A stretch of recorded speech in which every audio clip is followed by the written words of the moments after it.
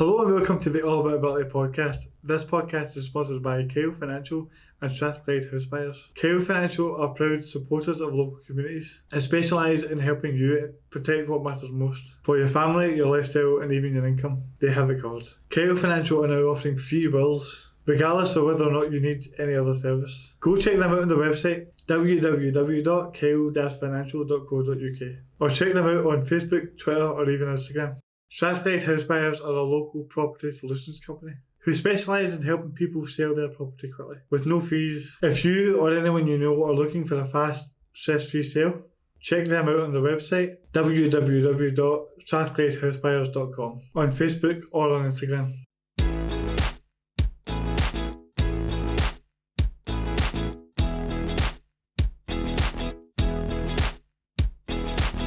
We have a lot to get into, especially after last Sunday's activities. I was at my first ever ICW event. That was your first ever? Yeah, and I've been a fan for years, but I've always been I always thought the crowds looked quite scary. Aye, can be. And bring your own bottle and all that. I'm like, I have no idea this is going to go down here, man. So how was it? It was unbelievable. I thought it was great. I thought that's wild that you've never been. You've been a fan for so long. I think one of the biggest things for me is I just kind of assumed, looking at it, that there wasn't really going to be good spaces for wheelchairs in it. Yeah. Because it's quite a tight area. And it wasn't until I met Dallas and stuff that I was like, can I get into these shows of it? Aye. So it was actually him that made it all, like they moved the whole section of the crowd out so I could get in, and they set up this like specific area, and it was all very much designed for it. So good one. They put a lot of effort into it, and I just wanted to say that I really appreciated that. It's wild that you've been away, been a fan for so long and never been to it. So it's good that you're going to be everyone there, I suppose. Exactly. You're not going to miss one now that we know we can look after you. Well, I'm definitely not going to miss this Sunday because there's a big match on the go. And I was looking at what you've done. Obviously, you've been wrestling for a long time, right? Too long almost. Too long. I started doing this in 2002 when I was 15 years old.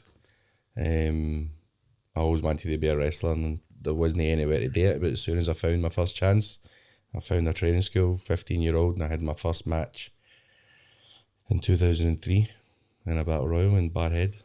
Well, the Battle Royal was doing in Nottingham, actually. My first tag match was in 2003, so I have been doing this nearly 19, 20 years. That makes me feel young. It makes you feel young.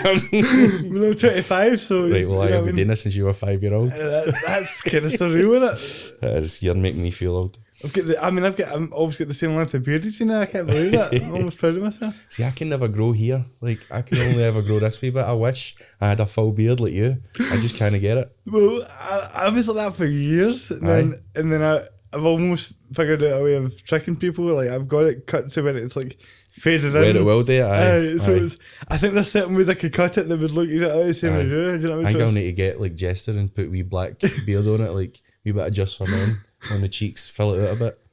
I used to have a goatee, and I thought it was like I thought it was like just on its own thing. It was like the coolest thing ever. See, and then you have to actually shave it all off for it to come back more. Do you realise? That's what my dad says. You need to keep shaving, it'll come in stronger. But I've been shaving these cheeks. The only reason I've got a goatee is because I kind of get the rest of it. If I could get a full beard like you, I definitely would. But I need to stick with this when I'm kind of cleaned up. It's just this wee goatee, and I've always been like that since I was maybe 18. I think was the time it actually started to fill in. But I only got here, and then eventually it kind of grew up to here. And I thought maybe by the time I'm 60 or something, I'll get a full beard. But no, I'm 35 now, and I'm still nowhere near it. Who knows if it get there? Maybe the big 4-0. Maybe the big 4-0 sprout out. I always love the fact you've got pure long-headed Bill, because I had this thing when I used to wrestle on my trampoline. Like my favourite wrestler was Shawn Michaels. Yep.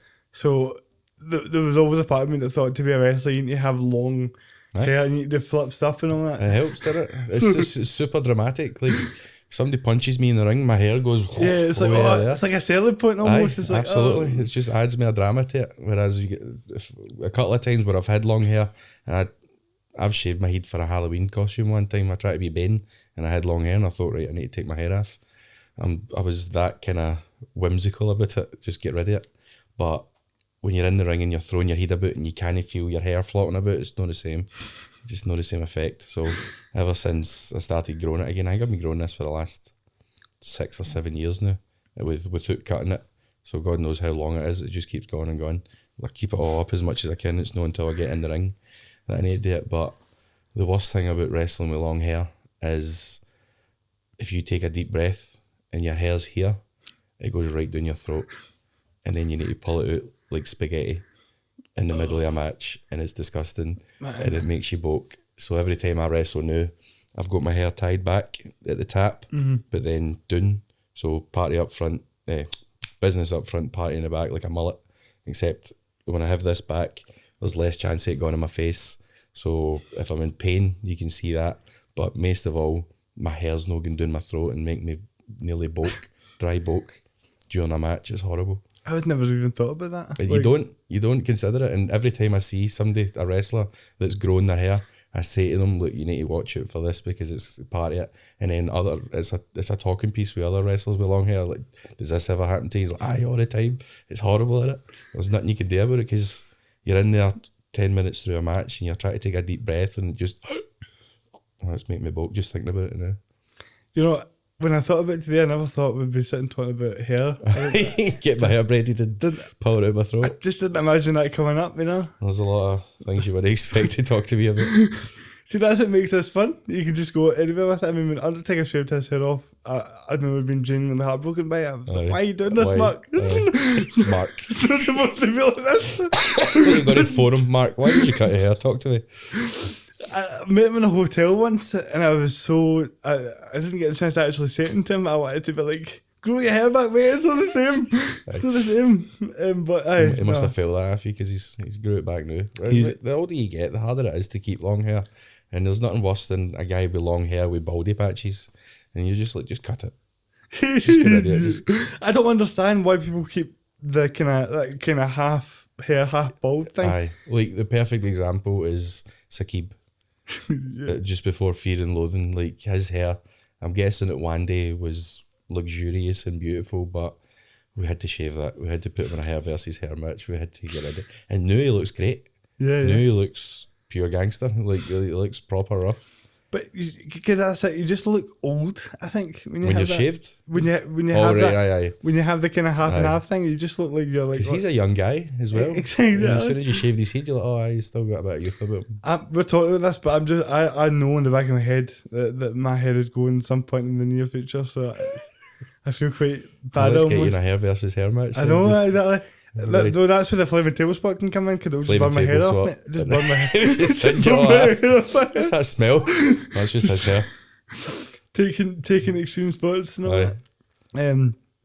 I know I wasn't going to go there right away, but as soon as we're talking about it, you were just talking about before we went on about how you took that spot off the top of the cage and it was really high up, and I was looking at some of your other things, and a lot of it is there's a lot of high flying moves, and you're quite a big guy, you know what I mean? So I'm always curious with different wrestling styles how, you know, people always talk about the wee guys are the ones that go to the top rope, and then the big guys will do, you know, are supposed to be.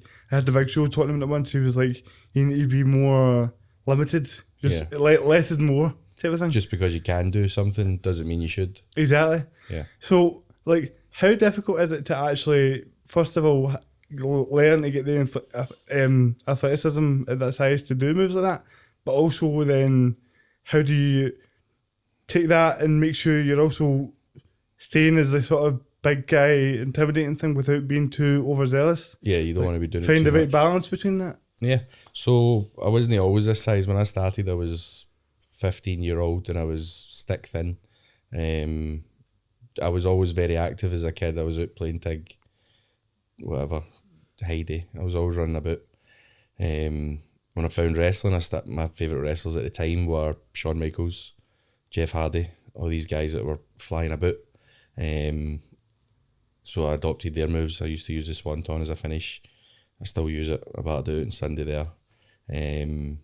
But because people don't expect to see it, they expect to see me just being a bit of a powerhouse and throwing everybody about and beating them up. I like to put in the kind of agility side of it, the splashes in the corner, the back flips, the front flips.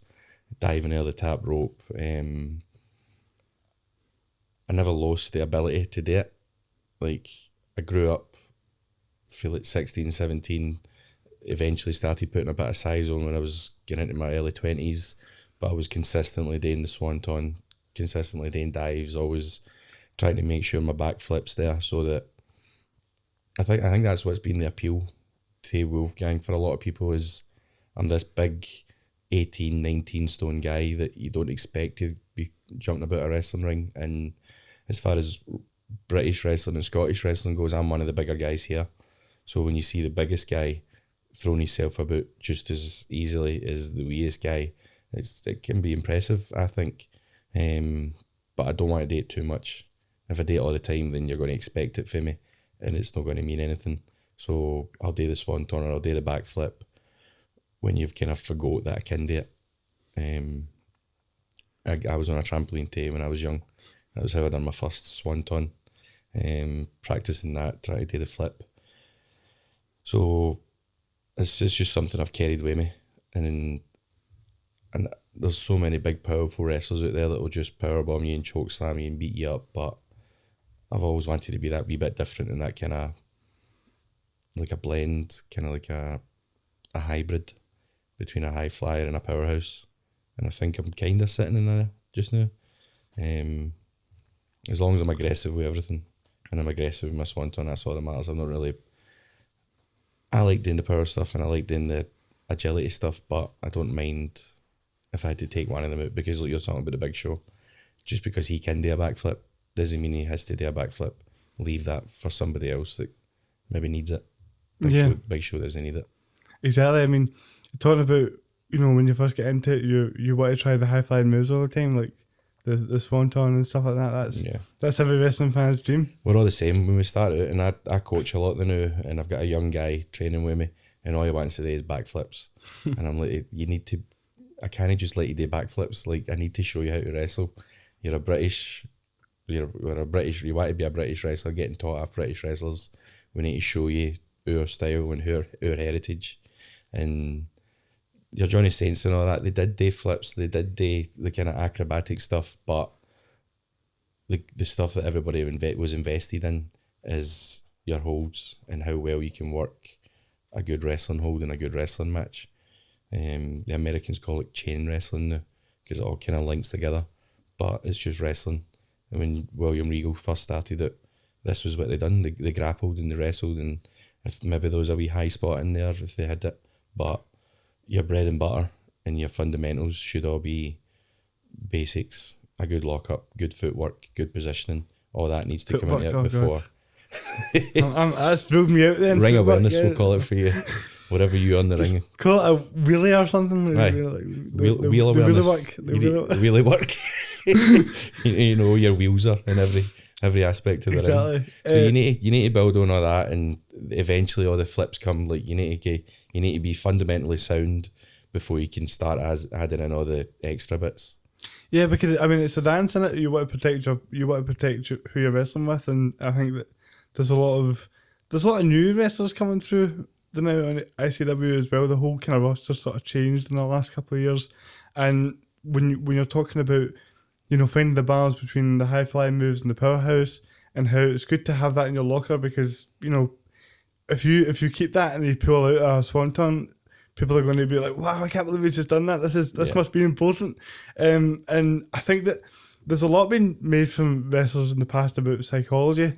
Just like Jake the Snake Roberts and guys like that were so good at making you hate them or love them, and it was all. I think right now in this generation of wrestling, you get a lot of people that can do the high flying stuff and the powerhouse stuff and mix it all up. But there's like less focus on the actual psychology of working the crowd and finding out how to get a reaction. Yeah. In terms of when you learn the basics, you learn the moves, but how difficult is it to actually learn the psychological part of it, where you're having to go, how can I get this crowd to hate me or love me? There is a lot that goes into it. It's not just headlocks and snapmares and arm drags. You're talking about Jake the Snake Roberts. He was widely regarded by everybody in the 80s and the 90s as the best mind in professional wrestling, because he thought about why you would do this and when you should do these moves and when it's going to get the best reactions. I was lucky enough that Jake was mine. My dad came home one day with an article, and at this point there wasn't any wrestling schools. You couldn't just turn up at a wrestling school and learn how to be a professional wrestler. You had to go to amateur training, or if I was into other sports, I tried to be into basketball or baseball or something. My dad was always trying to help me and encourage me. And then one day he came home with a newspaper article with Jake the Snake Roberts in it, and he was visiting a school in Scotland. I ended up talking away to him. Like, Jake the Snake was on the phone to me, and like any wrestling fan, I was just completely elated. Like, this guy is taking the time to, and he's got such a distinctive voice. As soon as I heard him on the phone, I was like, that's him.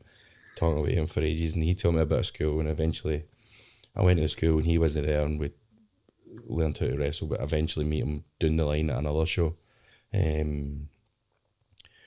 So I've always kind of looked up to him and tried to take as much for him as I could, because I know it can't just be moves. You need to know why and when you're doing things. It's hard today in a training school.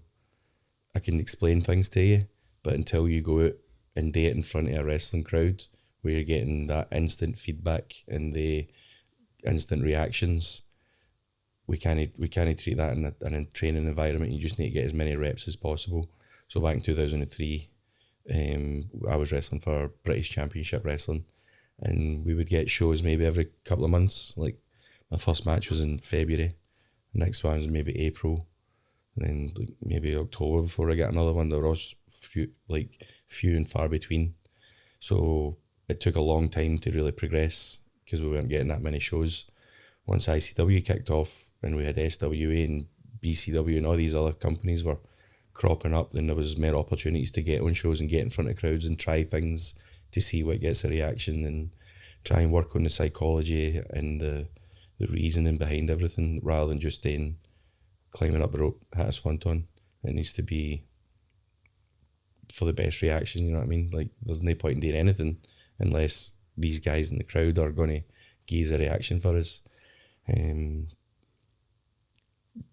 prime example is if you're doing a wrestling show, like, maybe it kind of fits into psychology, but if I hit you with a chair in the first match, and then the second match hits you with a chair, and then the third match hits you with a chair, and every time we're getting the same thing over and over, that chair shot through the end to the first one is a completely different reaction. First one, you're going to wince and you're going to feel it. By the time you see it in the fourth or fifth match, it's just a chair shot. So you need to, it's not just about your match either. You need to think about the whole show and what's happened before you and what's happening after you, and you need to build your show towards like a big kind of crescendo. Like, at the end, this is the most exciting match. If your main event isn't as exciting as the match that was on 3 before it, then why is it the main event? So there's so much that goes into this other than their moves, like Jake's psychology, positioning, timing. There's a lot to think about when you're in there. And recently, when I've been coaching people, I'm getting them doing these drills and jumping about all over the place. And the one thing I keep saying to them is breathe, because I do it myself. The amount of tag team matches I've had with Mark Coffey standing on the apron shouting, "Breathe, big man, breathe," because I'm in there just fighting and trying to think about what I'm doing and trying to consider where my cameras are, and there's so much going on in your head you forget to take a breath, and then that's when you can relax and everything goes a lot better. When if you're no breathing, you're just like that and you get blown up, exhausted, and by the end of it you're just knackered. So it's not just psychology, it's positioning, timing, cameras, breathing. There's a lot to go. I'm really glad I brought him up now, Jake Snake Roberts, because I didn't actually know that he was such an influence on you. Absolutely. Like, I watched him growing up in the 80s with like Hogan and Macho Man and all that, and this big guy carrying a massive python of the snake was obviously going to be cool for a wee kid. But that newspaper article, I've still got it in the house. If it wasn't for my dad bringing that home, who knows where I'd be, because it's crazy to think how things work out like that sometimes. That was brilliant, yeah. And years down the line, I ended up getting a job for the WWE, and the kind of full circle moment for that was WrestleMania 33 when the Hardys came back. Jake was backstage in catering, and I got to go up and talk to him, and he didn't care. Like, he's in a lot better position he was back in 2002, and I was explaining to him that this kind of influence he had on me, and I wanted to thank him for the advice that he gave me away back then and kind of put me in the right path. And he was just like, cool, man, like, no bother. Shook my hand, and we got a photo together, and we got a photo, just a normal one, and he was like, right, let's do this. So I got a good photo of him, gave him the figure. But that was a cool kind of full circle moment for me, just to be able to give him his place and say, look, if this wasn't for you, I want to be backstage at WrestleMania, then working for the WWE. In my head, that's how I felt towards him. That's absolutely amazing. I feel like we should end this now after that. There's more. There's other stuff. But no, it's cool how much wrestling can influence your life, and different people can have different impacts at those kind of moments. We're talking about, when you're talking about the psychology and how the steel chair analogy was really good. I think that's a lot of the reason why you see different eras in wrestling. People are always like, how come they went from having the sort of attitude era to gradually going sort of more kid friendly and things like that. I think that's because things become, once you see Ric Flair bleeding for the 15th time in a row, it's like, doesn't have the same impact it had before, You need to reset, you need to hit a reset button and start again and just start building again. And it's too much. Like, if you've oversaturated it with chair shots and people aren't reacting to a chair shot, then maybe we need to rethink things and go back to the drawing board. But I mean, a lot of ICW is based around that sort of shock, hardcore style, if you like. Yeah. When it's called Insane Championship Wrestling, of course it is. Exactly. So it must be particularly difficult in a company like that to manage that when the crowd and people watching it are expecting sort of violence and chairs and tables and They're stuff like that. expecting violence. That's a great phrase. Exactly. Like, people expect violence. So it's like, but what was interesting for me as a fan though, watching Sunday, was that, first of all, I thought the quality of the wrestling from top to bottom was excellent. Thank you. Which is really difficult to do at a show that's not in WWE and not, you're actually, you're virtually way up to being a card where everyone knows what they're doing. But what I noticed between, you talked about why matches are the main event, like with yourself and BT Gunn, there was almost just a better timing of things, and people, both of you knew exactly where to be when you need to be there, and it just made the whole match build up into this big dramatic sort of finish. And I think you could see the difference in sort of experience of that. But looking at this roster, that because you've obviously been here from basically the beginning of ICW. Yeah, day one. Are there people, how different is it now compared to how it was before the start? And also, is there anyone particular that jumps out to you, the roster, that you think could be big for the company in the future? So back in 2006, the first ICW show was in Maryhill Community Centre. We just, Wrestle Experience Scotland just ran there the other week in the same room, because ICW started in this big massive room, the ring in the centre, some floor space, and then there's these kind of tiered seating all the way around, and maybe there's 200-300 seats out, and we managed to fill 30 of them. And I was lucky if 20 of them had paid. There wasn't a big audience, and it was mostly like my family and friends just saying, we're wrestling for Dallas. He's starting his own wee company, ICW. He wants to make it a bit hardcore. So it was a great concept, and everybody at the time jumped at it. Me, Drew, Red, Lionheart, Jester. It just seemed like a place for all the boys to go and enjoy themselves, rather than being at our training school and working for our training school's company where there's a bit of pressure on you. This felt like a night out with the mates, kind of, and the wrestling was just part of it. That first show was pretty much the last show, because he'd booked a couple of guys on it that went out and done, I suppose it was going to be a hardcore match or something like that, but there was light tubes involved, and it was the only time light tubes have been involved since Stevie Boy and BT Gunn used them in the Barrowlands last week. With good excuse, good reason, because these guys were slapping each other with them. they were exploding, and they were going away into the crowd, and there was glass covering whatever crowd was there. So that kind of got shut down right away. I think that show I wrestled maybe Red Lightning. He seems to be the guy that I wrestled the most in ICW. What's come back by for the a way? few years. You think so? That guy. I would love to start him, man. Well, he's doing his job. He's doing his job well. So back when we first started, and that first hardcore kind of show that was basically a backyard show with a couple of guys that were becoming professional wrestlers. Dallas was like, it was such a bad loss, he didn't do it again. And it wasn't until a couple of years later that we tried again, and we started getting into the nightclubs now. So now it was an over 18s event, and you could get a drink at it, and it was a night out. It wasn't like you need to be a wrestling fan, or your Waynes need to be wrestling fans, you're going to take them to this family show. This was all over 18s. It's all people that went to school, liked wrestling, eventually got away from it, but this was a way for them to get back into it and enjoy that kind of passion they had for it before, but with the added elements of alcohol and the violence that they're anticipating. So it was good kind of starting to see it come up, and it was a completely different generation of wrestlers. As I say, you had me, I think Drew was away by this point. Drew went to the WWE in like 2006 or 7, so... The chosen one. The chosen one, aye. So we had me, Jack Jester, Lionheart, Red Lightning, and a bunch of others that were kind of the core group, try to build this up, and we done really well, and history's history, but through lockdown and everything gets shut down, and it's a completely new start. It's a fresh start for everybody. There's a lot of my generation who are either employed with contracts, or they're in maybe a producer role now, or they've packed it in and they're not wrestling anymore. So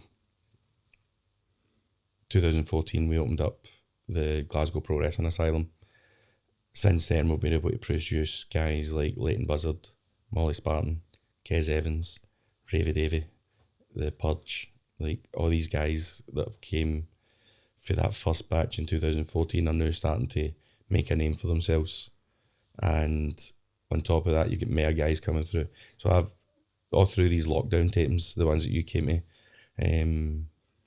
these guys are wrestling in front of nobody, with no reaction and no crowd.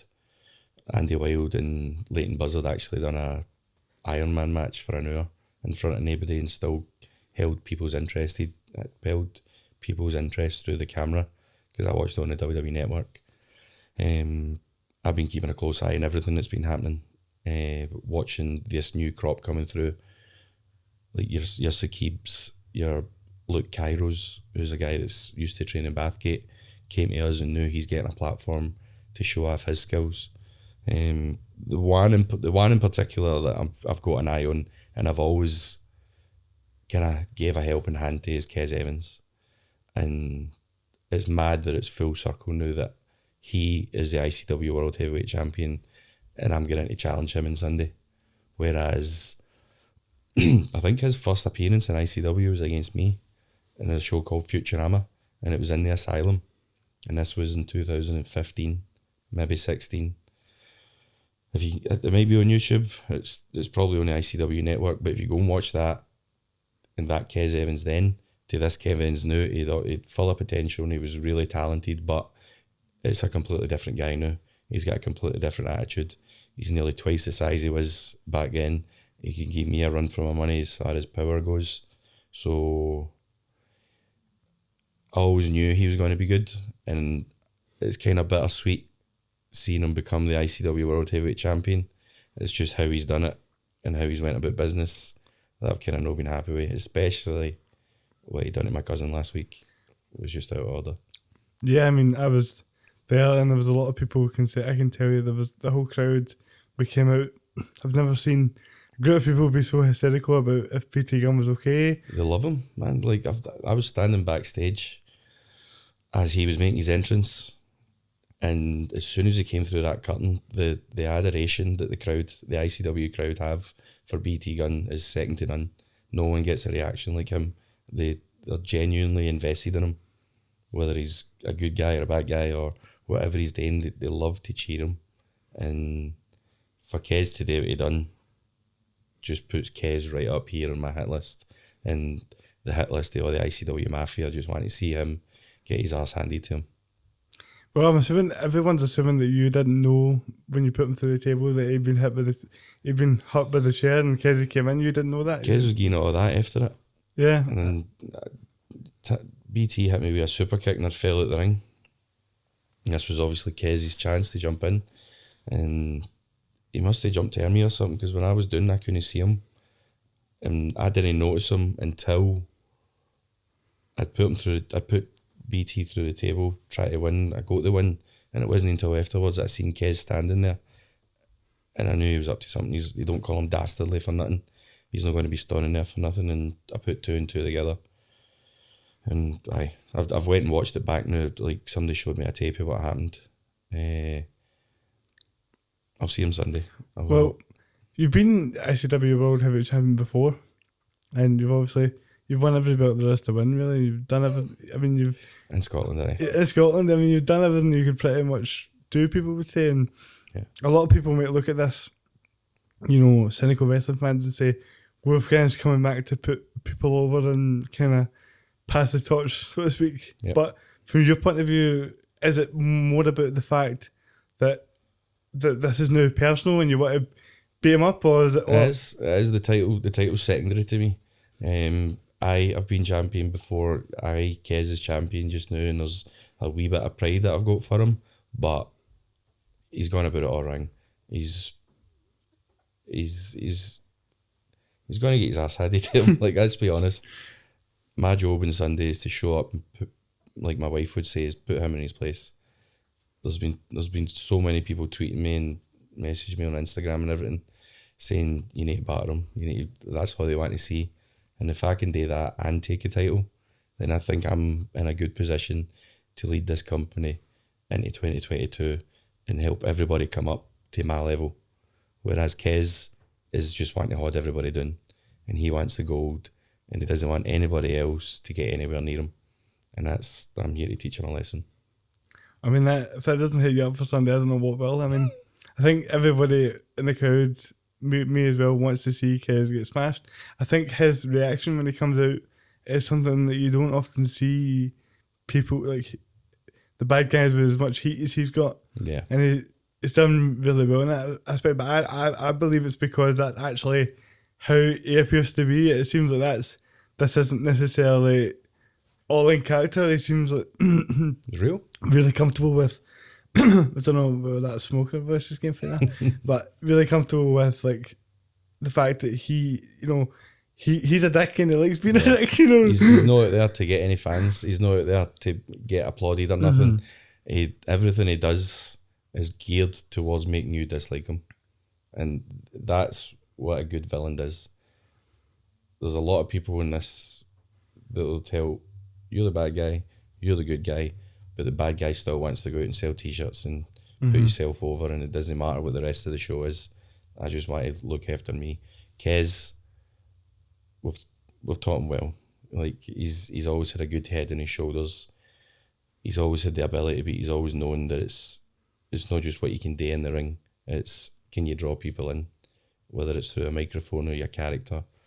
You need to be able to engage with people, and Kez has got that in bundles. I love the fact that he went out and every time he tried to talk, nobody would let him. It was just, fuck you guys, or it was boo, or it was just any time that microphone came towards his mouth, it was just noise, try to like drown him out so that no matter what he was going to say, you weren't going to get to hear it. He's one of these guys that he doesn't care if you don't like him. He's a champ. He's got what he wants. He's the top of the food chain just now. And the fans aren't going to stop that. Like, they didn't get him there by booing him. Like, it was all his hard work that got him there. It's definitely going to be interesting to see how this all plays out. But from I can't wait. I can't wait to get in there. I've been in there with him a couple of times, but I can't wait to get in and see this form of him, because I think all the people in ICW, he's probably the closest matched to me just now. as far as strength and power. I think I've got a nasty side in me, you know what I mean? I carried knuckle dusters about with me for years, and I finished loads of people with them. So I know he's got a few tricks up his sleeve, but he's no dealing with a BAM. Like, I'm no daft. Do you feel like you're at a point now where people could potentially see your best run, just because you've been here before, you know how everything works, what to expect, and you're obviously at the highest level you've probably ever been at. So Yeah. if you get the belt now, you could potentially be looking at a run that's eclipsed everything you've done before. I think so. I think if I get that title, there's nothing stopping me going up and down Britain, defending it, taking over Italy, Spain, Germany, and around the world, the way Drew did. Drew made that a world title, and since he's taken it, I don't know how many people have defended it outside Britain. I think I maybe defended it once in Italy, trying to keep that status. So it was a world championship. It goes on tour around the world, and I can do that. I can put ICW back on the map and take them with me and champion them into 2022. Whether Kez wants to do that or whether he just wants to get himself over is another matter. But I think certainly what I've been learning, and from the people that I've been learning from over the last 2 or 3 years, has completely changed my dynamic in the ring. I'm still true to myself, but I feel as though I've got more aggression in me. Robbie Brookside has spent the last 3 years shouting at me, at people in the ring, and really getting vicious and in my face until I give him it back. And he unlocked that in me. And there's a wee angry monster inside me wanting to rip everybody apart, and I can switch from 0 to 100 just like that. So yeah, this might be a kind of different Wolfgang than what they've seen before. And if I can beat Kez and take that title, it's certainly going to be much different from my first title run back in 2016. That's very exciting. I mean, you talked about the last couple of years, how that sort of changed your, bring the different side out of you, and it so happened that 2017, I think that was 2017, was the year that you entered into the NXT UK World Title Tournament. Yeah, it was. And that was kind of where NXT UK, the whole thing sort of began with this big tournament. Yep. And, how much, because you'd obviously been working for ICW, like you said, right from the start all the way through, and then you get the chance to work in WWE with Triple H and Boy Rigo and all these guys that have been, everywhere, basically. And so how much of an experience was that in terms of learning new things and like what does the gap look like between that kind of stage and go to WWE? It's night and day. The WWE they're the ultimate professionals at what they do. They've been doing this for so long on such a high level. Not just their production value for like their screens and their entrances and their ring and their lights and their setup and everything, but just how they conduct business and the way they think about things and the way they think a show should be put on. And it was another level. It was like going from secondary school into university. It was just a completely different ball game. There's so much to consider, and when I go back and watch my old stuff, I think everybody's the same. When they watch their old stuff, they kind of cringe, but I get annoyed at myself for so much because I didn't know any better back then. Whereas since 2017, I've been learning from some of the best in the business and some of the greatest minds. So I've just been like a sponge for the last 4 years. January 2017 was that first tournament. And then since then, loads of things have happened to me. I've been very, very lucky. Like, I got my first match in American soil wrestling in San Antonio against Aaron Solo. Yeah. That was amazing, just to walk into a WWE live event, be introduced as Wolfgang, the guy that I've been since I started, and get an instant reaction for a bunch of Texans that I've certainly never met, and I don't know why they've got any reaction for me, but I would howl and they would howl back, and that was just a surreal thing for this wee guy for the East End of Glasgow to be flown over to the WWE. Like, that was the promised land for me. I don't know about you growing up, but it just felt so far away. And now I'm here, I'm doing it, and I'm working with these guys, and I'm fast forward a couple of years, they introduced the brand NXT UK. We were only a couple of years into that before Mark and I won the NXT UK Tag Team Championships. 497 days later, we dropped them as the longest reigning WWE Tag Team Champions in history. Nation of Domination, New Age Outlaws, LOD, New Day are the only guys that came close to us. And it's just crazy that you can achieve something like that after being a fan of it for so long. And what that kind of moulded me into is what you're going to see on Sunday. I had a match last week, against BT Gunn. And I get in there and everything became familiar. I was back in ICW. I recognised the fans. I recognised some of the guys backstage. It was the ring that I've been coaching in since 2014. The opponent was somebody that I've wrestled probably more than anybody else. There was a lot very familiar aspects to it, and I kind of settled back into that. And I've watched it back since, and I've got annoyed at myself at certain things, like just not being on them enough and being as aggressive enough. So this Sunday is take 2, and it's another chance for me to show what I've been working on for the last 2 years, for the last 4 years with the WWE, and trying to apply that to an ICW environment.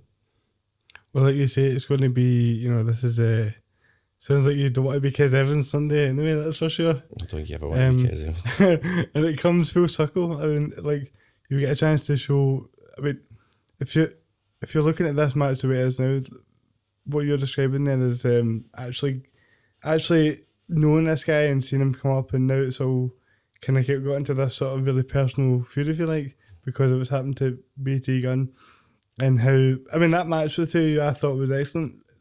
You looked as if he'd done it 1,000 times before, which he's obviously have. Right. Is there an element of, I want to win this belt and then give him a shot? BT Gunn? Yeah, absolutely. He'd be first in line. He's the king of insanity. You know what I mean? I was lucky that Kez got involved in that match on Sunday, because I couldn't put my way. I hit him with what I call the slam dunk. Just quickly, my dad was always very supportive, but he doesn't really know wrestling. Every time he talks about me, he'll go, "I'll get my boy to give you a slam dunk." I'm like, "Oh, he means basketball, or he means scoop slam or something." So now I've got a move that I call the slam dunk, so that whenever my dad is talking about me, he's no lying. He'll be like, "He'll give you a slam dunk." He's like, "Aye, I will," because that's one of my moves now. So I battered that out on Sunday. BT went to try and hit me with his rolling flatline. I caught him, hit him with the knees, and then I went up and I hit him with my old finisher, the Swanton, and he kicked out.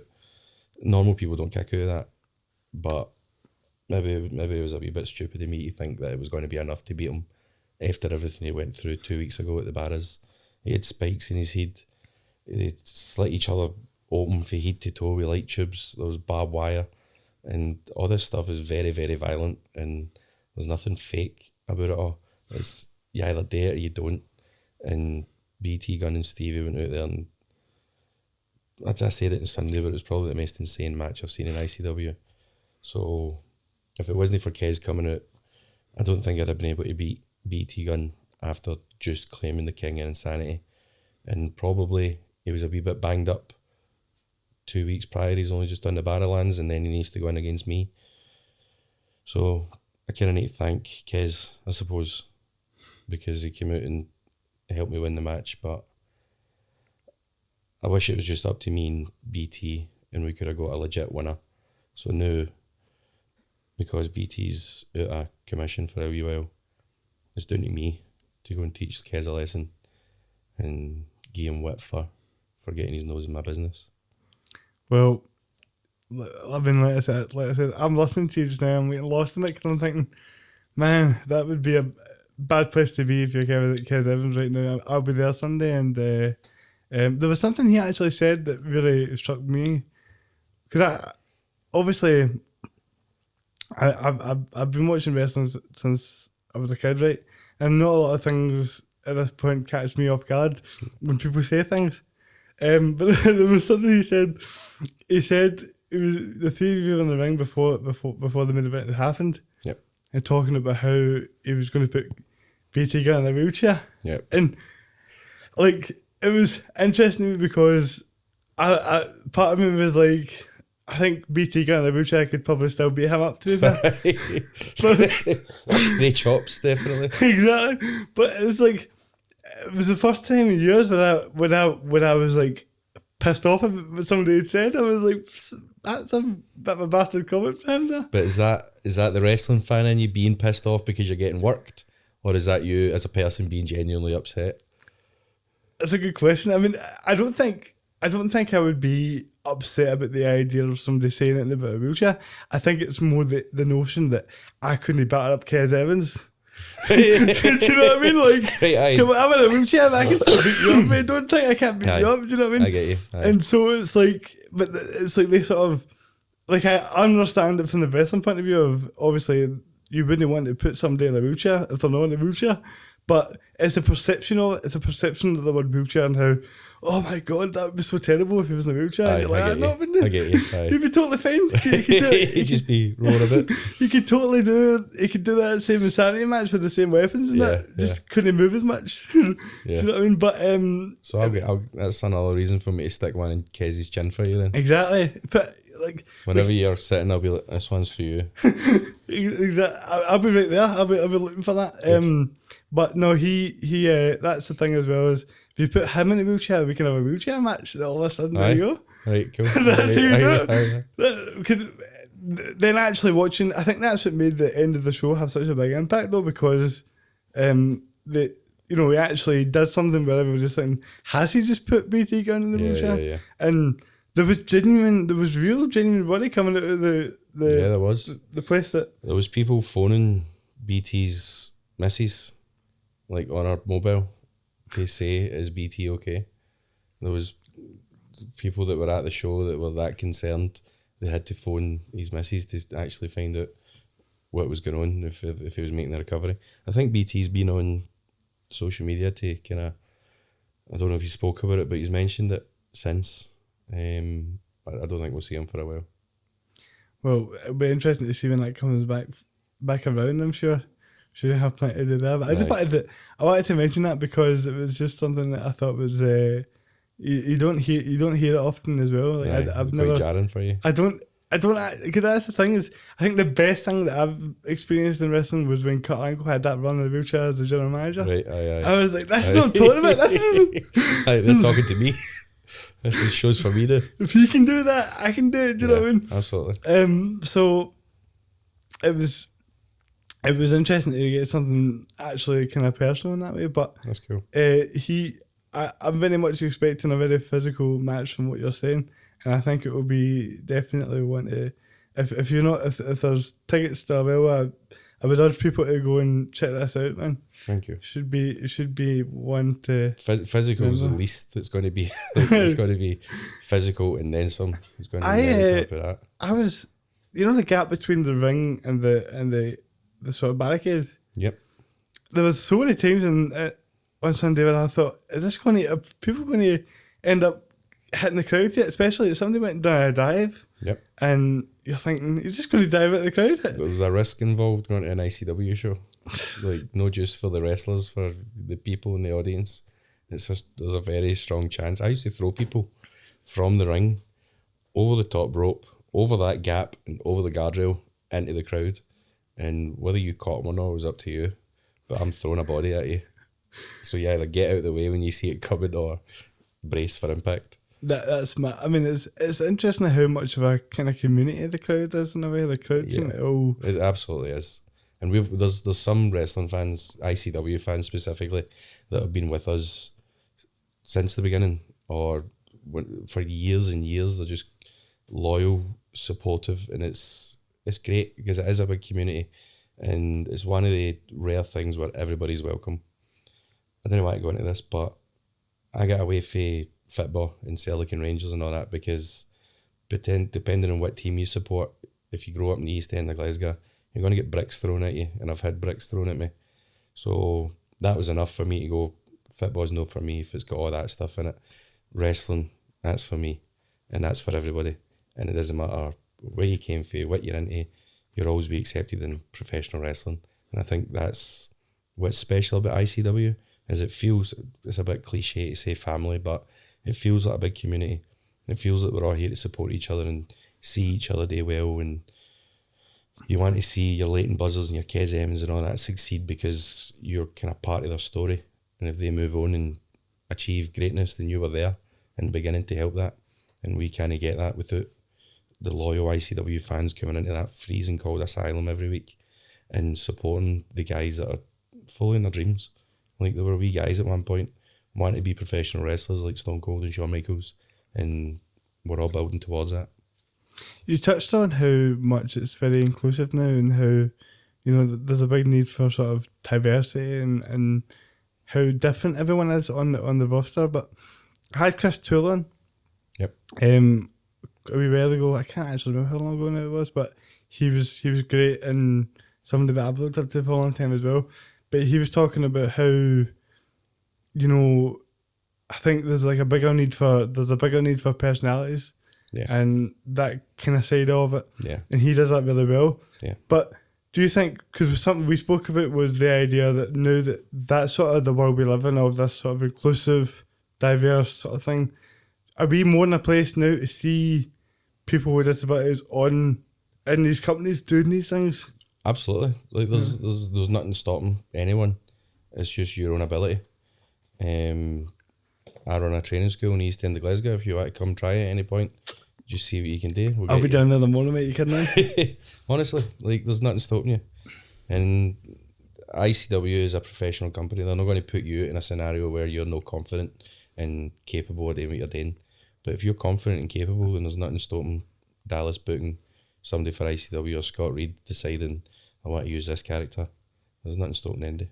Well, when I say that question, I'm not necessarily talking about myself. I just mean in the kind of grand scheme of things, I think, well, there's so many people, there's got to be a lot of wrestling fans that have some sort of disability. Yep. You've seen, his name's escaping me now, but there was a guy, amputee guy that fought the Big Show years ago. Zach Gowan. I remember watching that thinking that might be the start of more people coming in. Yeah. But it never really kicked off from there. Yeah. And, you know, looking at guys like Chris and how well he's done to become this sort of character, like he was one of the, he was getting, it was almost like a stand-up between him and the microphone at the side. It was brilliant at what he was doing. He's great, and again, since day one, he's always been up for everything. Like, he used to dress up as different wrestlers, and we've had him dressed up as Yoda, and I'm sure Mark Coffey like booted him and just punted him away, and he just gets up and takes another one. He's super into it, and he loves everything we do, and he's been a part of the family since we first stepped in. And anybody that wants to get into this, it's the door's open for you. Because I think it's, you know, on this podcast I like to talk about these sort of different areas of how people with disabilities haven't necessarily been on your telly or in the sort of represented. Yeah, but that's the word I'm looking for. And I think that's a lot of the reason why this is important to me, is sort of bringing that to light and saying, you know, we are here and we are able to do these things. And when you watch wrestling or football or whatever it may be, and you don't see yourself, because a lot of why people with disabilities are so stigmatized and sort of frowned upon. It's because they're not shown. People don't. If you don't see people, it's shocking to you when you see someone in a chair. If you've never seen them before. And then on the other hand, if you do see someone, then it encourages you to do the same thing. And you go, well, if he can do it, I can do it. Exactly. That's then. I'm not trying to plug it, but it's the way we run GPWA is you need to be of a kind of certain standard to get in to the class. We do intakes and we show you a kind of basic course, and by the end of it we decide you either need a bit more work here, or we can move you in and you'll be confident enough to hold your own against guys like Darrow, Martin McAllister, Alex McFarlane, or Dustin Alexander. All these guys who have kind of came through the ranks and starting to get a wee bit now.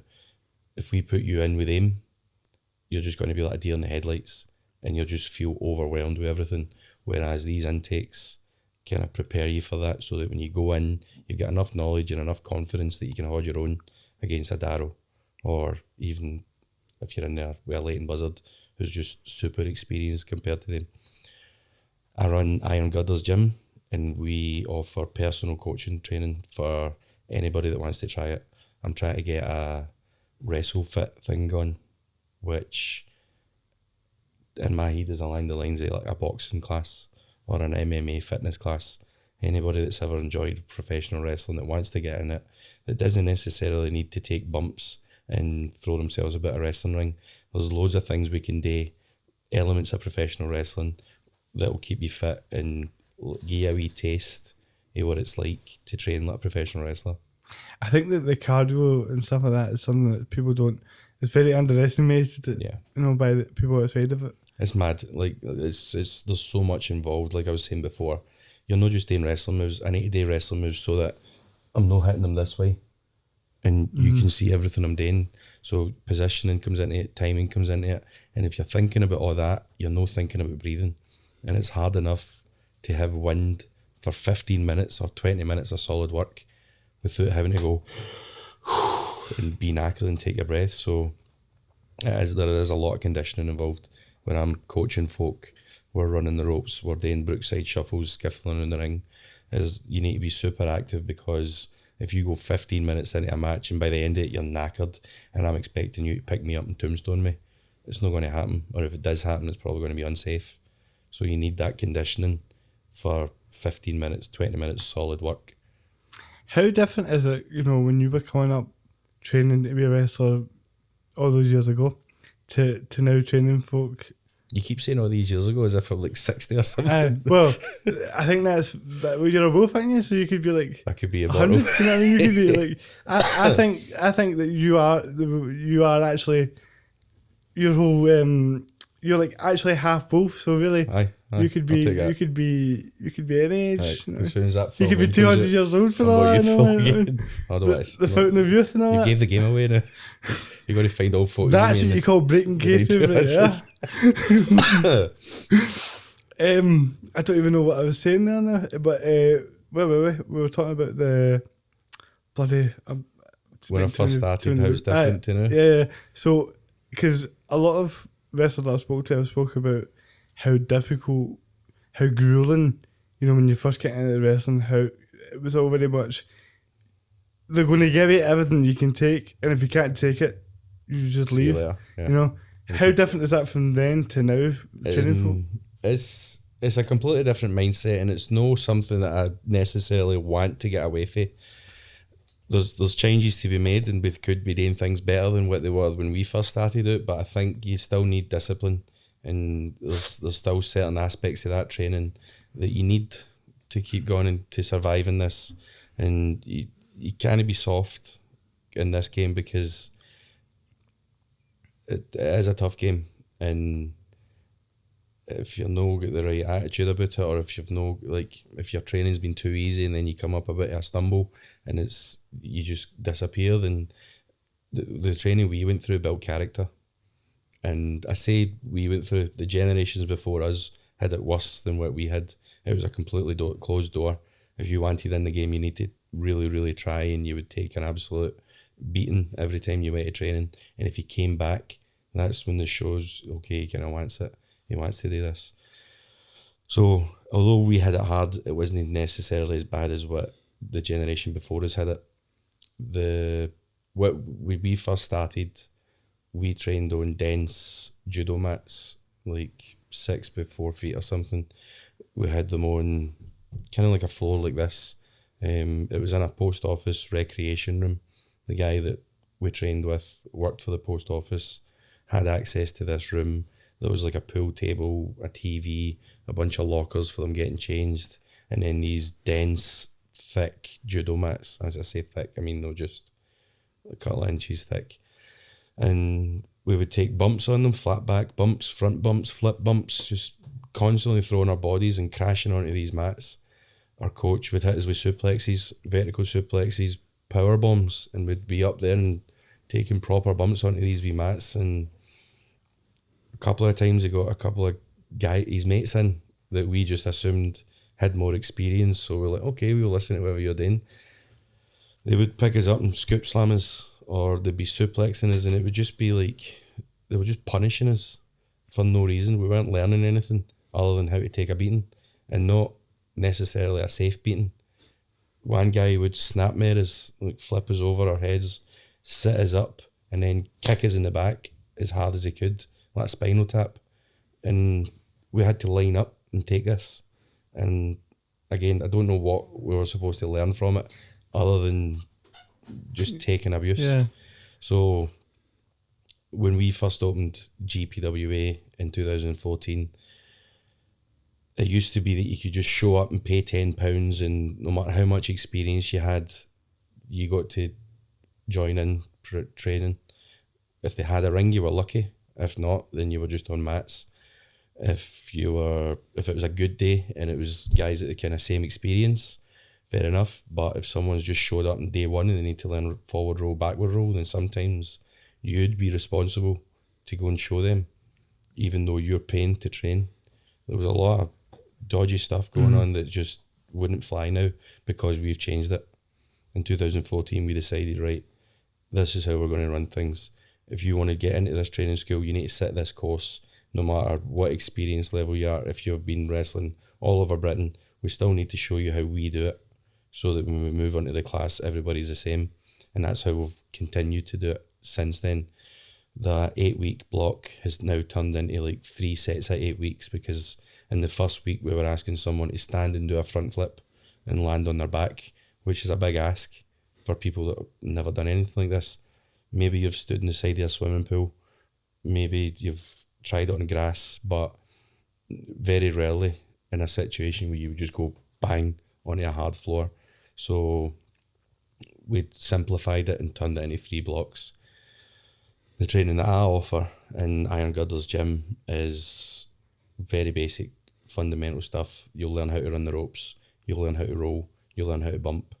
Eventually we'll progress that into learning how to hit some moves, wrist locks, hammer locks, some good wrestling holds. So we've taken how we were taught, kept some aspects of it, but tried to make it more available and approachable for folk that want to try it. And you can come to the Girders, spend a couple of like individual sessions before applying to the asylum and moving towards working for ICW on a regular basis. So we've made some changes, and it's certainly nowhere near as hard as it used to be, but it's just, you'll get out of it what you put into it. If you show up at training and you're just kind of humming and hawing and you're not really trying, and all you want to do is backflips or the tombstones and the choke slams, then you're not going to get very far. But if you come in with a good attitude, we'll treat you with the same respect that you treat us, and we'll do everything in our power to help make you a star, like we've done for Leighton Buzzard, Kez Evans, Molly Spartan. I know she's my wife, but what she's done for herself, she's wrestled all around the world now. We very rarely getting booked in ICW until recently, and now she's one of the best, and I know I'm biased, but she's one of the best that we've produced as far as in-ring ability and character goes. Going back to how it needs to be, like Toll was saying, we need more personalities. If you've got that, then we'll show you how to do the rest of it. And I think that's the best way to have success, build up stars. You need to have a, coherent program of how's this going to work step by step, rather than throwing people in. But it was interesting, like, see, listening to what you're saying there about how it used to be that people would just basically buy you up to see if you were tough for this. Yeah. I think there's a wee bit of an element of that old school mentality where the reason why it was like that was because there's a lot of people that might come out of wrestling school and be like, oh, I seen Stone Cold do a stunner once and it was cool, and it's, I know, like, basically I know everything, and I know this isn't real, and I know you can't hurt me and all that. Those guys would get taken care of pretty quickly. Yeah, absolutely. Yeah, so it's like, but it is an eye opener. Anytime you step in a ring, even just feeling those ropes are solid. The ring that we've got in Girders has got thick ropes about that thick on it. Just one thick hard rope, like you would see down a boatyard or something. Those are hooked onto the corners. The corners are pulled in tight at the bottom, which makes the top go out, pulling the ropes tight. That right there. Just pull a wee bit towards you. You can pull it actually. Like this way. Aye, there you go. What was I saying? You were saying that. You'd said that the bottom of the... Yeah, so explain the mechanics of a ring though. So if you pull the bottom in, it pulls the top out, pulls the ropes tighter. Now the ropes are just full of tension that when you ping it, it's like a catapult. It's just going to shoot straight off. You want to be nice and tight. You get, when I show some people how to run the ropes, they'll run up to it and then run away again, then run up to it and then run away again. But if you don't pull the catapult back, you're not going to get a spring off it. You need that slingshot to come here. You need to put weight into it so that it catapults you back. They hurt. There's no two ways about it. Like, I'm not even trying to talk that up for you. When you run the ropes, it hurts, but you build up a tolerance to it. I had one wee guy recently, he was like 17 or 18 years old, and I says to him, look, this is going to hurt a wee bit. It's not one of the things in wrestling like you can fake. You're probably going to get marks on your back when you run, bruising. And then he went home that night and he sent me a message like, Wolfie, what can I do about these bruises? And he sent me a photo of his back, and all across his back was like rope burns and rope marks. And I was like, can't I do it, man? It's just bruising. Maybe you can put moisturiser on or something that'll go away. He's like, my ma's not too happy. I mean, mums will do that. Mums don't like watching us wrestle. My ma used to watch me wrestle and I'd do the swanton and she'd wins every time. So don't worry about it. Eventually, you build up a tolerance. Your back expects to do it because you're doing things that your body's never done before. You're throwing yourself onto your back and your body's just going to be like, what the fuck are you doing to me? So it's like everything else. The more you do it, the easier it becomes, the less painful it is, the less chance you're going to get of getting marked. Why is the... I mean, this is just... I don't know if this is just like a silly fan question, right? But the wrestling has changed so much, but the ring seems to have stayed the same, right? Yeah. And I'm sure it's maybe slightly different than it was decades ago. But why is the ring still so tough in terms of the bumps? Because when you think about it, you would have thought at one point they might have thickened it a bit or put some more cushion there. Yeah, we've tried that. There's loads of different rings, different sizes, different shapes. If you go to TNA, they had that hexagon thing for a while. What do you think of that? I wrestled in it, not the TNA one, but I've wrestled in it for a while. You need to look where you're going because I've spent so many years working on my ring awareness, knowing my positioning, that if I run this way, I know the rope's there, but it could be a corner on this hexagon. So what I struggled with was making sure if you're going to run, you're running where you want to run, because if you try to hit the ropes, you don't know that there's a rope there. It could be a corner. So it took a wee bit of getting used to. But the ring, the squared circle, if it's no broke, don't fix it. We're taught how to fall. We do it for years and years before we get in any sort of match, so that it's like professional and it's done well and like to the best of their ability. So I've been in rings where there's got more cushion, and have you ever tried to walk on like a soft surface? Sorry. Well, have you ever tried to roll across a soft surface? You just sink into it. You can't move, and you see it. You know, if you're a fan and you're sitting watching it, wrestling fans aren't going to care, but it's the cynics, the guys that have brought their wains to the show, or the mates that are wrestling fans brought, and I don't like it. I liked it when I was young, but I'm not going to watch it. They guys are always going to sit there and go, oh, that was rubbish, oh, that was fake, oh, that was crap. If they see you sinking into the mat, they're just going, oh, that's just a big mattress they're wrestling on. That's just nice and soft. And there's nothing worse than when you're trying to move around that. You're so sluggish, you get tripped up. And for me, the worst part is seeing it soft, seeing you sink into it. So I'm biased again, but I think the ring that we've got in my gym is second to none.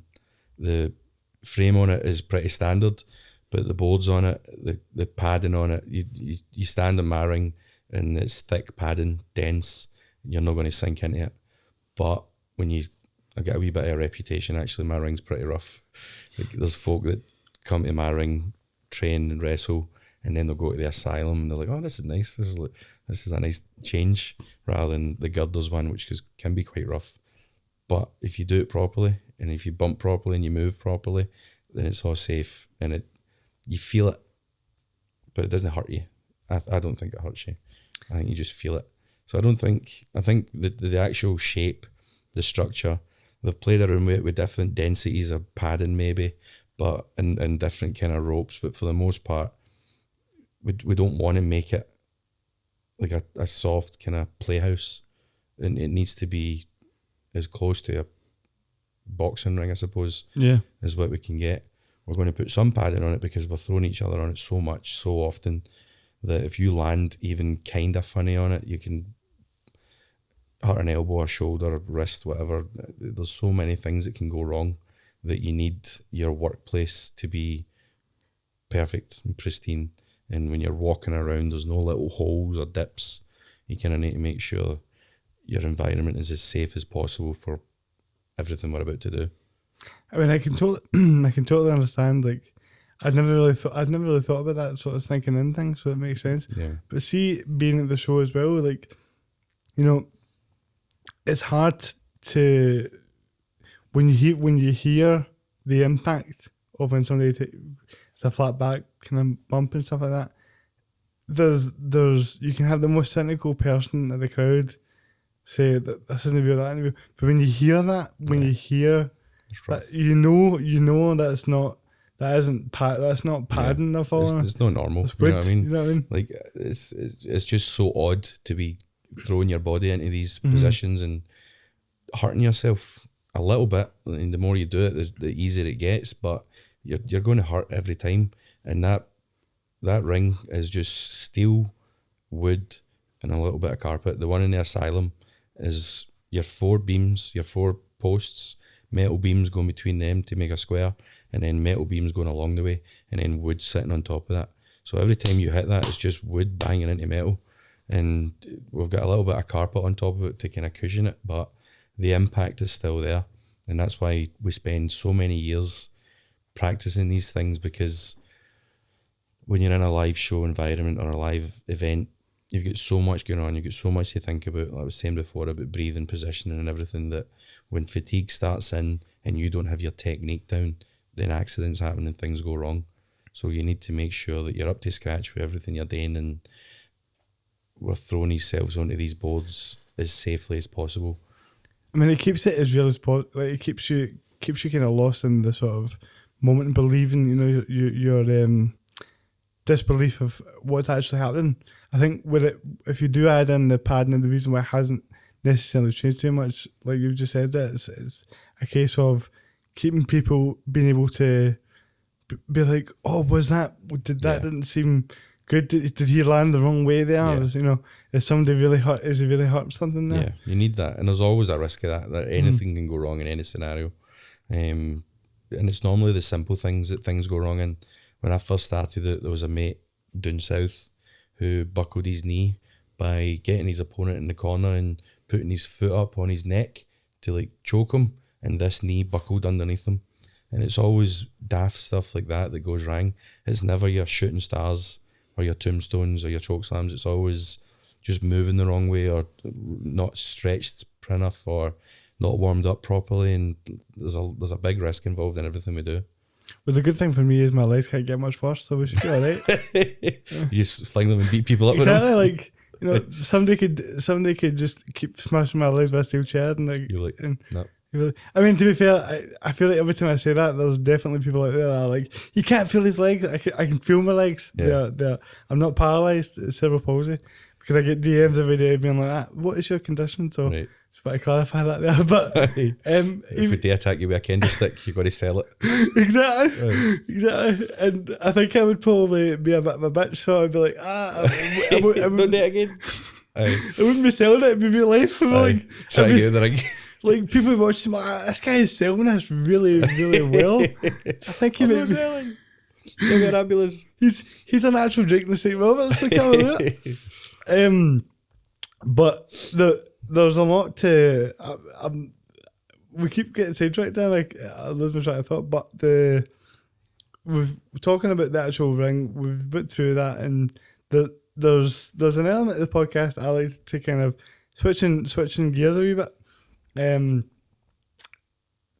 people ask me like what is this podcast about, one of the big sort of topics is sort of mental health, and I'm always interested talking about mental health to wrestlers because of the fact it's such a grueling sport and a grueling environment to sort of be brought up in. Yeah. But I mentioned Chris Toe earlier, and there was something he said about it that really hit a chord with me many months ago, and it was about how he didn't really know much about mental health until he met his girlfriend, current girlfriend, and discovered her sort of mental health issues that she had to get addressed with specific medication and things like that. And then he went on to talk about Lionheart. Yeah. And how much obviously that had a big impact on the whole community and made a big difference in terms of awareness. But I just wanted to hear a bit about, obviously I know that's really probably a difficult thing to talk about, but the impact it had on you and your experience. Lionheart? Yeah. Or mental health in general? Just in I suppose, general. the whole thing. That Lionheart thing just completely sideswiped us, and I suppose that's the worst thing about mental health is you can't see it. It's not a wound. It's not a limp. Like you have no idea what was going on. That guy was on top of the world. He'd spent his entire career trying to get the ICW world title. Nobody would have thought anything like that would have ever happened. It certainly had, didn't it? But it's all about communication. It's all about talking to your pals and reaching out to them and just having them in your head, like whether you think something's going on with them or no. If you've not spoke to them in a while, just send them a message, ask them how they're doing. Like Adrian was one of them, but everybody deals with something. Everybody's got something going on, and that doesn't say that just because you've got something going on doesn't mean you can't reach out to somebody and help them, because sometimes that can be beneficial for you too. It might open up a couple of doors that you can sit and talk to somebody, or just being there for a pal is a nice wee mental health boost for me, knowing that just a couple of minutes out of my day I can talk to somebody and just make sure they're doing all right. And if they need somebody to complain about and going, you know what, it is shite, but you'll get through it. There's so much of that going on now, and my ma spent the last years of her life dedicated to mental health, so it is a big part of my life, and it's not something that anybody should take lightly.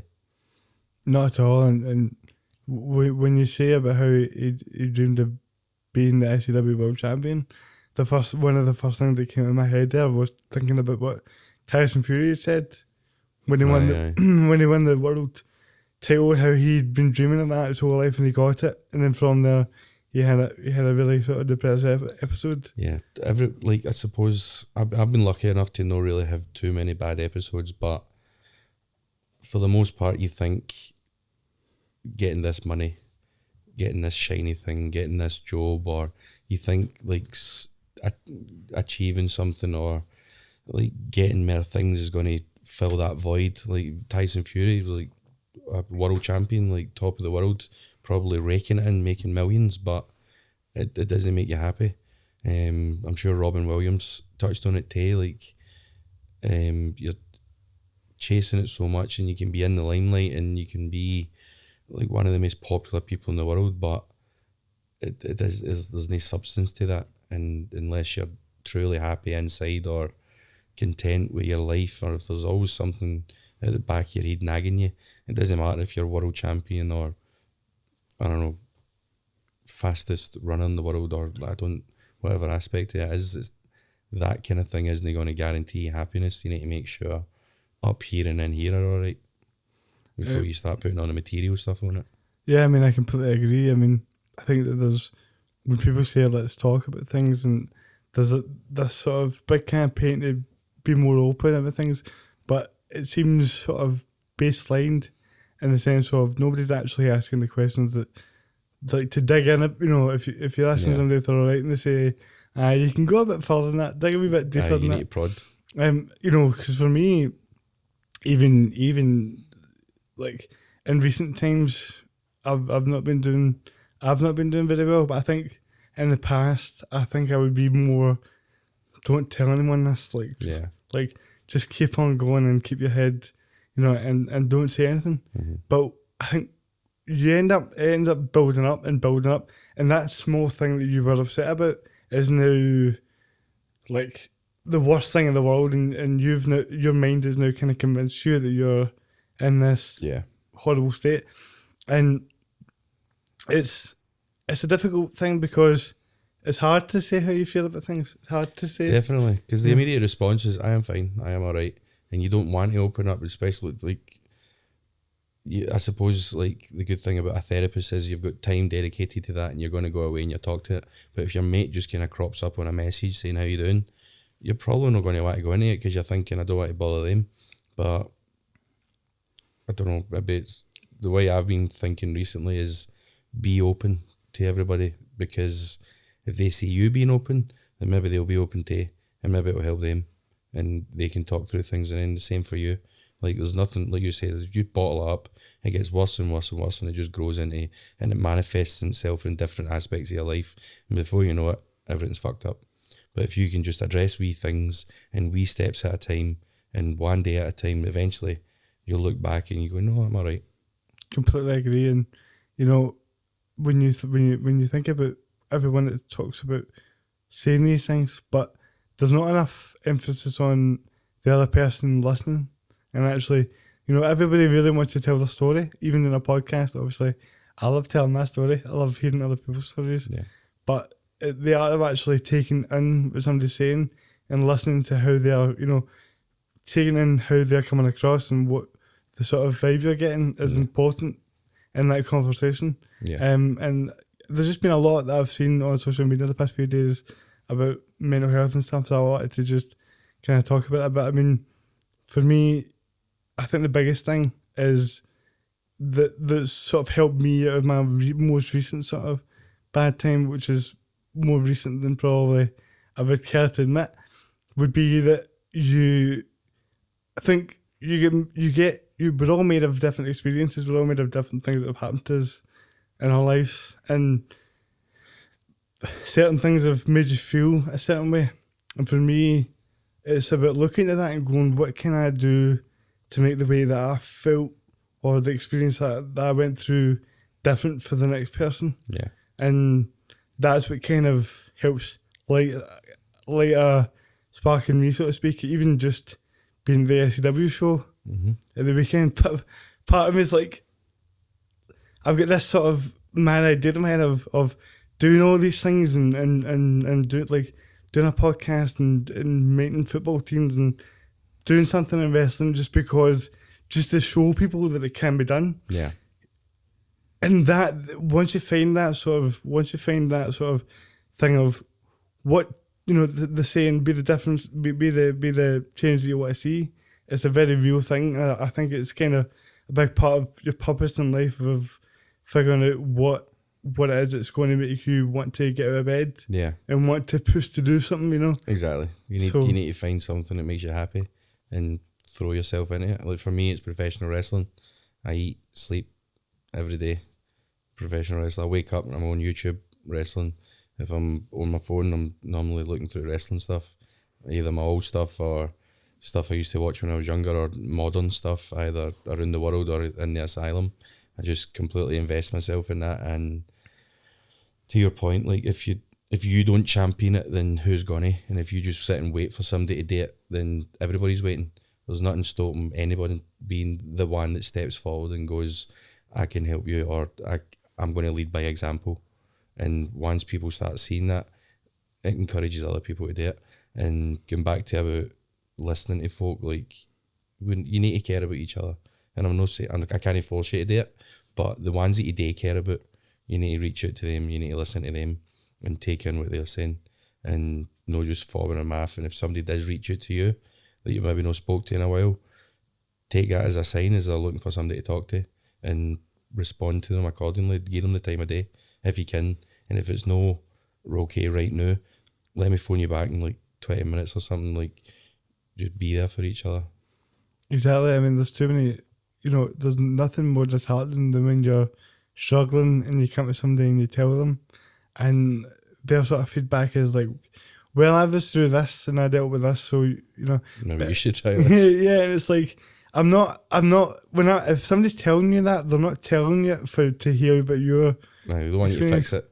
They just want you to hear it And understand it. exactly, and there's that. It's just something I've noticed in my life recently.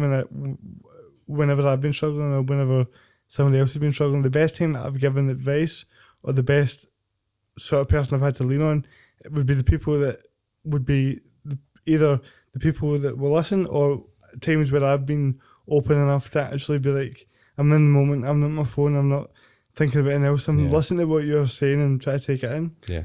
You know, so these things are, when we talk about mental health, it's about going into that sort of depth of what is actually going on and not just ignoring things. Yeah, you know? skimming over it. And it's awareness and education. And a lot of folk shy away from it because, like, oh no, I don't want to talk about that. But the only way anybody's going to get better is if they talk about it and they help each other. And I've got one mate that comes and sees me, and whether we're actually talking about what's going on or if we're just being in each other's company and giving each other 5 minutes to forget about everything that's going on, that can be just as good too, and you leave feeling better. I think we just need help. Like things like this podcast is, and people listening to it, is going to encourage folk to be more aware of mental health, and that's all it is just educating as much as we can and realising and identifying it as a genuine concern.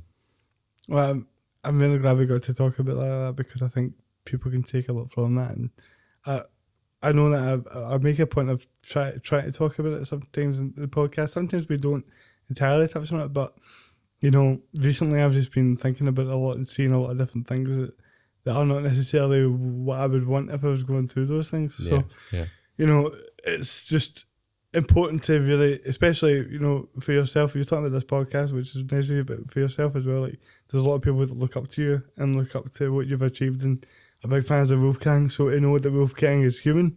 Yeah. Do you know what I mean? So I think I've always tried to keep that about me. Like, my cousins, when I was young age, were always keeping my feet firmly on the ground, and there was no success in Scottish wrestling. Any sort of relative success was wrestling in front of maybe 400 or 500 people, a lot of them being friends and family. And my family and my cousins have always been, you can have your head in the clouds for all you want, but get back down to here, the earth, because this is real life, and that sort of fantasy land, and down here's what matters, and down on the ground is where your family and your friends are, and you need to be checking in with each other. So I've always kind of tried to keep that aspect to that. I'm just, especially when I was running the pub in the East End of Glasgow, like, you come see me Monday through Friday, and I'd serve you a pint and I'd sit and chat away to you. I've always tried to keep that kind of approachableness, where I'm just some guy for the East End of Glasgow that got lucky and found the right path, and certain people helped me along. There's nothing other than luck that made me get where I am than the guy next door who could have just been following his own dreams, trying to get where he's going. So I've always wanted to be kind of approachable like that, and just keep my feet in the ground. And those are the kind of values you want, mate, and I really appreciate you talking so openly about it. There was a few wee fine questions that I wanted to throw at you, which I'm sure you've had a million times, but at the same time, I'm going to ask them just to say that I asked them. What the first question was, past, present, or future, if you could wrestle anyone in any sort of scenario, any stage, what would it be? Right, can I pick two? Sure. Right, okay. So I've always been the big guy when I'm wrestling. It's not often I get to be the wee guy. I've been coaching a couple of bigger guys recently, and I get to be Shawn Michaels. I get to be the guy jumping about and selling and getting flung about and trying to fight back and getting shut down. So I get to play that part, but I'd kind of tell whether I would like to be Shawn Michaels or be that character, play that part against someone like The Undertaker, because I loved watching them growing up, like the casket matches, then Hell in a Cells. Anytime they two go together, magic. And I loved how Shawn Michaels was always throwing everything at The Undertaker, and The Undertaker just had to go boom or boom and stop him. So if I could have a match against anybody, it would be me versus Shawn Michaels or me versus The Undertaker. I can't argue with either of those choices, because it's like they've probably been my two. Of course, The best, man. It's hard though, because part of me is like, I'd want to throw Triple H in there, but I think the two of them would just make it. It was that WrestleMania 25 match, wasn't it? That was the one you were like... Capped it off. It was the first time, I think that was the match that made me go, I'm interested in more than what this is. I want to know more about. Yeah. Because they totally so invested in the whole story. The story, yeah. And the build-up video, the running up that hill promo video at the start of it. Oh, it's amazing. Michaels is going to lose his career He's if he can't God beat and the all streak. that. Yeah. It's like, Can't whack it, man. it was just everything about it. And it made me... If I, sorry to cut you off, but if I had to pick somebody that wasn't American, I'd say Dave Taylor, British guy. Because I've been in there with some uppercuts, and when I watch him back, he is the most similar to me that I can see, because he would head spring over the top rope, he would fly off the top rope, he was super agile, but he's about maybe an inch taller than me, and he's a big built guy. So sorry to cut you off, but if it was a British guy, I think I'd have a match with Dave Taylor.